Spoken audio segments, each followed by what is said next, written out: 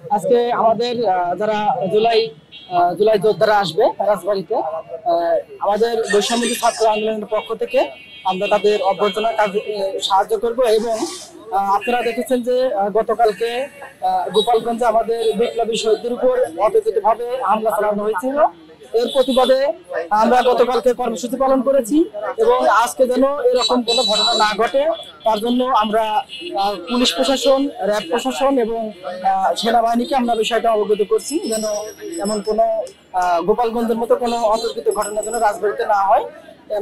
এর জন্য আমরা তাদেরকে অনুরোধ জানাইছি, তারা আমাদেরকে বিষয়টা ক্লিয়ার করছে যে গোপালগঞ্জের মতো কোনো ঘটনা রাজবাড়িতে তারা হতে দেবে না। সিসিএসপির সাথে আমরা কিছুদিন যাবৎ তাদের সাথে কথা বলতেছিলাম, তারা আমাদেরকে আশ্বাস দিচ্ছে যে এই রাজবাড়িতে আপনারা শান্তিপূর্ণভাবে এই সমাবেশটা করতে পারবেন এবং আমাদের মূলত এটা পদযাত্রা, এই পদযাত্রা তারা নিশ্চিত করছে তাদের আমাদের যে নিরাপত্তা তারা নিশ্চিত করবে। আমাদের সার্বিক প্রস্তুতি খুবই ভালো এখন পর্যন্ত, যে আমরা এরই মধ্যে মঞ্চের কাজ চলতেছে আপনারা দেখতে পাচ্ছেন। আর গতকালের যে অনাকাঙ্ক্ষিত ঘটনা ঘটেছিল, ঘটনা ঘটার পর একটা আশঙ্কা তৈরি হয়েছিল যে রাজবাড়িতে প্রোগ্রাম হবে কি হবে না। এরই মধ্যে আমাদের নেতাকর্মীরা ফরিদপুরে এসে পৌঁছেছেন। সকালে ফরিদপুরের প্রোগ্রাম শেষ করার পরই দুপুর 3টায় আমাদের রাজবাড়িতে প্রোগ্রামটা হবে। রাজবাড়ি প্রোগ্রামের পরে আমাদের নেতাকর্মীরা চলে যাবে মানিকগঞ্জে। আমাদের নির্ধারিত আজকে 3টা প্রোগ্রামই হবে। পুলিশের সঙ্গে আমরা এরই মধ্যে কথা বলেছি এবং প্রশাসনের অন্যান্য যারা আছেন তাদের সঙ্গে কথা বলেছি। আমাদের রাজবাড়িতে নিরাপত্তা ব্যবস্থা খুবই ভালো। এখানে অন্যান্য রাজনৈতিক দল যারা আছে তাদের সঙ্গে আমাদের একটা সহ অবস্থানও আছে। তো আমরা কোনো ধরনের কোনো ঝুঁকি ফিল করতেছি না। আমাদের মনে হচ্ছে যে আমাদের প্রোগ্রামটা সফলভাবে সম্পূর্ণ হবে। এরই মধ্যে আমাদের নেতাকর্মী যারা আছেন, সমর্থকরা আছেন, তাদের মধ্যে উৎসাহ উদ্দীপনা বিরাজ করছে।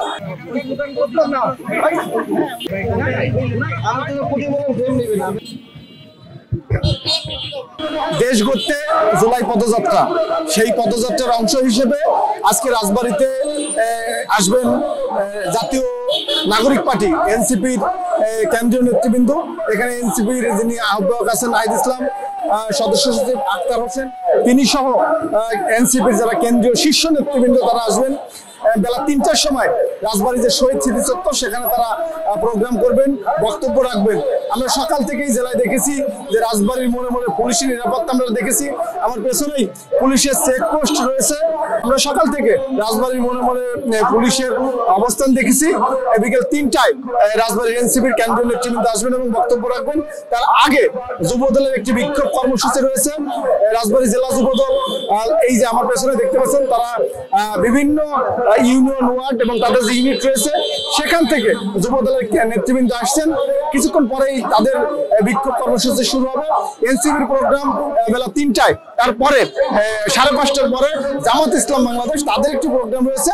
সব মিলে আজকে বেশ কয়েকটি রাজনৈতিক পরিস্থিতি নিয়ে রাজবাড়ির মানুষ বেশ উদ্বেগ এবং উৎকণ্ঠার মধ্যে রয়েছে, তেমনি রাজনৈতিক নেতাকর্মীদের মাঝে উৎসাহ এবং উদ্দীপনাও কিন্তু রয়েছে।